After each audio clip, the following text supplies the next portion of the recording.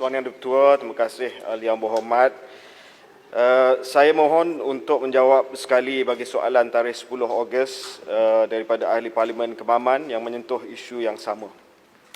Untuk makluman yang Ahli Yang Berhormat, Kerajaan Negeri Pahang telah meluluskan pewujudan tapak pelupusan sisa industri berjadual pelbagai kategori seluas 202.35 hektar di Bukit Ketam, Mukim Kuala Kuantan, dan pada masa ini kerajaan negeri sedang memproses pewartaan secara rasmi kawasan ini sebagai tapak pelupusan industri.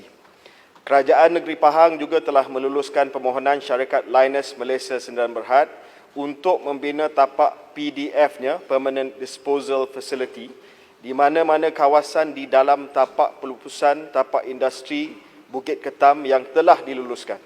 Untuk makluman Yang Berhormat, Lembaga Pelesenan Tenaga Atom AELB dalam mesyuaratnya pada 28 Julai 2020 telah meluluskan cadangan tapak tersebut tertakluk kepada kelulusan kajian Radiological Impact Assessment RIA, Environmental Impact Assessment EIA dengan izin, dan lain-lain keperluan pihak berkuasa tempatan yang berkaitan.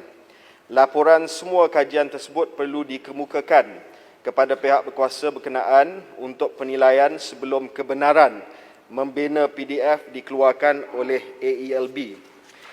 Untuk menjawab soalan daripada Ahli Yang Berhormat berkenaan dengan DEIA, untuk makluman Ahli Yang Berhormat, berdasarkan kepada EIA Order tahun 2015, istilah DEIA tidak lagi diguna pakai. DEIA diguna pakai pada EIA Order tahun 1987. Namun demikian, dalam EIA Order 2015 wujud jadual 1 dan juga jadual 2. PDF ini jatuh di bawah jadual 2, iaitu permohonan ini akan diproses dan buat penilaian di peringkat Ibu Pejabat Jabatan Alam Sekitar Malaysia, di mana paparan umum ataupun public display akan dilaksanakan apabila proses EIA ini dilaksanakan. Yang kedua, berapa keluasan tanah yang diguna, iaitu untuk tapak pelupusan sisa industri yang diluluskan oleh Kerajaan Negeri Pahang adalah 202.35 hektar. Namun PDF ini hanya memerlukan 12 hektar, iaitu 6% daripada total area yang telah akan diwartakan oleh Kerajaan Negeri Pahang sebagai tapak pelupusan sisa industri berjadual pelbagai kategori. Berkenaan dengan buffer zone yang dibangkitkan oleh Ahli Yang Berhormat, kita menggunakan contoh seperti mana yang ada di repository Bukit Keledang Ipoh Perak yang mengandungi sisa radioaktif dari kilang Asian Rare Earth. Untuk repository tersebut, zon penampan buffer zone daripada repository ke kawasan awam adalah 1.7 km. Tetapi untuk meletakkan perkara itu dalam konteks yang lebih jelas, dari segi kandungan keradioaktifan daripada repository Bukit Keledang Ipoh, iaitu thorium-232, adalah sebanyak 200 becquerel per gram. Bagi keradioaktifan WLP Lynas adalah 6 becquerel per gram. Jadi soal buffer zone itu kita akan sesuaikan dengan pengalaman kita di repository Bukit Keledang Ipoh. Dan akhir sekali, bilakah kawasan ini boleh digunakan semula untuk aktiviti pembangunan? Konteks yang saya sebut merujuk sekali lagi adalah kawalan institusi repository Bukit Keledang Ipoh untuk Asian Rare Earth. Di situ AELB telah menetapkan tempoh kawalan institusi selama 300 tahun, 300 years of institutional control at the repository in Bukit Keledang for the Asian Rare Earth thorium radioactive material.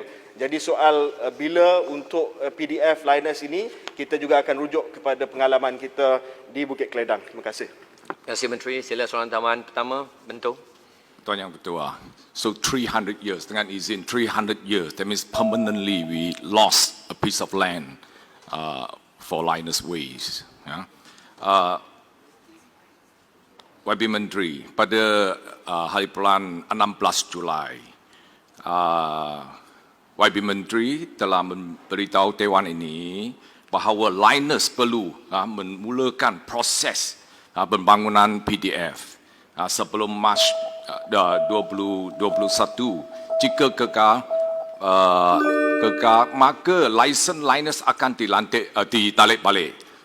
Soalan saya pertama, apa maksudnya mula? Perkataan mula ini, mula cari tapak ke, mula kajian ke, ataupun cuma mula korek satu lubang di tapak? Apa maksudnya? Terima kasih Bentong. Sila Menteri, 1 minit. Terima kasih. Terima kasih kepada Ahli Yang Berhormat daripada Bentong. Linus, apabila disebut bahawa antara satu syaratnya adalah pemegang lesen, iaitu Linus, hendaklah memulakan proses pembangunan kemudahan pelupusan PDF di lokasi bersesuaian pada tahun pertama dari tarikh kelulusan lesen. Jadi maksudnya Mac 2021, ya. Itu betul yang disebutkan oleh Yang Berhormat. Di sini istilah memulakan proses pembangunan bermaksud pertamanya RA telah disediakan dan dikemukakan kepada AALB, EIA telah disediakan dan dikemukakan kepada Jabatan Alam Sekitar. B. Linus mematuhi semua milestone yang telah ditetapkan yang akan saya bacakan nanti. C. Lokasi PDF telah diperoleh dan lembaga telah meluluskan lokasi tersebut. Milestone yang telah diserahkan oleh Linus, diserahkan oleh Linus pada 24 Julai 2020, iaitu syaratnya milestone yang ditetapkan oleh syarikat sendiri. Pertamanya, Mei 2020 dengan izin. Detailed studies of recommended site for site confirmation selesai. September 2020, submission of all study reports of recommended site sedang dan akan berlangsung. December 2020, ini milestone yang dikeluarkan oleh Linus sendiri, regulatory approval. January 2021, construction of PDF, maksudnya mula pembinaan. August 2023, closure of PDF.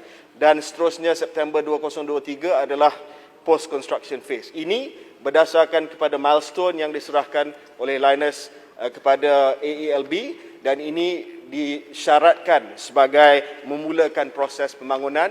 Kalau tak mengikut milestone yang ditetapkan oleh syarikat Linus sendiri, lesen itu boleh dibatalkan.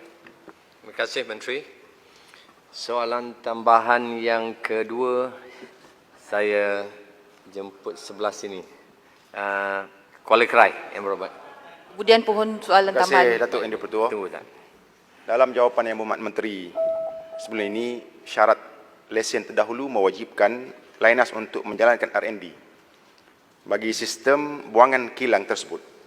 Namun kerajaan terdahulu telah mengarahkan semua R&D ditamatkan. Linus dikhabarkan sebelum ini telah berjaya menghasilkan soil conditioner, soil yang boleh digunakan bagi menambah baik ciri-ciri tanah untuk aktiviti pertanian. Soalan saya ialah Yang Berhormat Menteri, adakah pihak kementerian bercadang untuk mengaktifkan semula R&D ke atas bahan buangan Linus yang dilihat berpotensi dikomersialkan untuk kegunaan sektor pertanian? Dan adakah kondisi soil yang dihasilkan pernah dibuat ujian keberkesanannya ke atas mana-mana jenis tanaman? Jika pernah, apakah hasilnya? Dan yang terakhir ialah adakah kondisi soil atau mana-mana hasil R&D yang dihasilkan sebelum ini pernah ditawarkan penggunaannya kepada mana-mana pihak, terutamanya dalam sektor pertanian, sama ada dari dalam atau luar negara, bagi menentukan keberkesanannya? Mohon penjelasan Menteri. Sila Berhormat Menteri, 1 minit. Terima kasih Ahli Yang Berhormat. Untuk makluman Ahli Yang Berhormat, kajian lapangan yang dijalankan oleh MARDI dan UPM untuk tanaman padi, kenaf, napier, jagung dan kelapa sawit mendapati hasil tanaman yang ditanam menggunakan bahan kondisoil yang dimaksudkan itu tadi memberikan hasil yang lebih baik daripada tanah biasa. Hasil tuaian bagi tanaman kenaf sebagai contoh mendapati hasil meningkat lebih 80%. Manakala hasil tuaian jagung pula yield meningkat melebihi 100% bagi yang ditanam dengan tanah yang dicampur dengan kondisoil tersebut. Ini membuktikan kondisoil boleh digunakan untuk merawat dan menyuburkan tanah bagi kegunaan pertanian.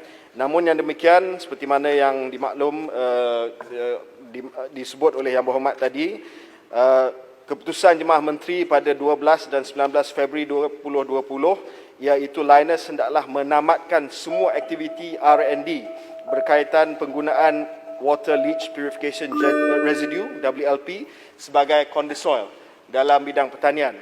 Namun pandangan saya dalam Dewan pada hari ini, kita dah setuju syaratnya adalah untuk membina tapak pelupusan kekal PDF. Tapi dalam tempoh kita tunggu PDF itu dibina dan siap dibina berdasarkan kepada milestone yang saya sebutkan tadi, emplacement of WLP, iaitu maksudnya sisa itu dipindah kepada PDF pada Julai 2021, mungkin boleh kita teruskan dengan R&D tersebut. Sebab kalau didapati bahawa kalau R&D untuk sisa WLP itu betul-betul boleh diguna sebagai kondisol tersebut, apa salahnya kalau sekiranya tidak ada kesan bahaya, kesan radioaktif dan sebagainya. Jadi saya bercadang untuk melihat semula dan kita menimbang dan meneliti cadangan bagi Lynas, meneruskan semula R&D tertakluk kepada kelulusan Jemaah Menteri. Tapi namun demikian, kita akan kekal dengan perancangan untuk pindahkan sisa tersebut kepada PDF sekiranya R&D ini tidak berjaya untuk dikomersialkan. Terima kasih, Menteri. Saya bagi ruang satu. Ya, terima kasih. Dan taman yang ketiga, sila Yang Berhormat Terima Kuantan. kasih Datuk Di-Pertua. Yang Berhormat Menteri, saya ingin merujuk balik kepada keputusan untuk melihat semula kepada R&D. Ya, saya pohon sangat-sangat Yang Berhormat Menteri tidak regress ataupun kembali ke belakang. Kerana WLP itu walaupun dibuktikan boleh menjadi soil conditioner atau kerana ia mengandungi gypsum, memang dia menjadi baja, tapi juga di dalam WLP mengandungi radionuclide thorium. Thorium ini ialah a known carcinogen, ya, dan mempunyai half-life 14 bilion tahun. Kalau maksudnya sehingga kiamat, kalau dia masuk ke dalam kita punya food chain, ia merupakan satu perkara yang amat bahaya kepada kita semua yang akan memakan hasil daripada ladang, ya, ataupun tanaman-tanaman yang di mana kondisol itu digunakan. Sebab itulah keputusan kerajaan terdahulu untuk menghentikan R&D dan penggunaan kondisol ke atas tanaman-tanaman. Soalan saya, Bukit Ketam itu, Tuan Yang Di-Pertua, Bukit Ketam itu ialah watershed, tempat tadahan air di mana di bawah itu ialah Bukit Goh dan terus turun ke loji rawatan air di Kobat di Kuantan. Bagaimana kita mahu menangani sekiranya ada berlaku sesuatu, ya, ada leakage dan sebagainya kepada tapak PDF dan juga schedule waste tadi. Jadi pohon penjelasan Yang Berhormat Menteri. Terima kasih Kuantan. Sila Yang Menteri. Terima kasih Ahli Yang Berhormat daripada Kuantan. Pertamanya nak menjawab soalan berkenai kondisol. Kita tidak akan meneruskan R&D sekiranya ada bukti saintifik yang mengatakan bahawa ini akan memberi kesan kepada kesihatan dan keselamatan manusia.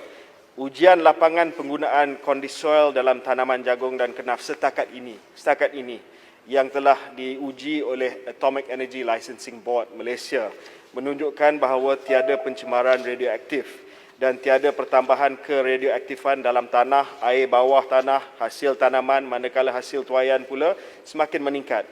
Ulasan Jabatan Pertanian berdasarkan kepada analisis kandungan logam berat bagi kondisol ini adalah di bawah paras yang dibenarkan.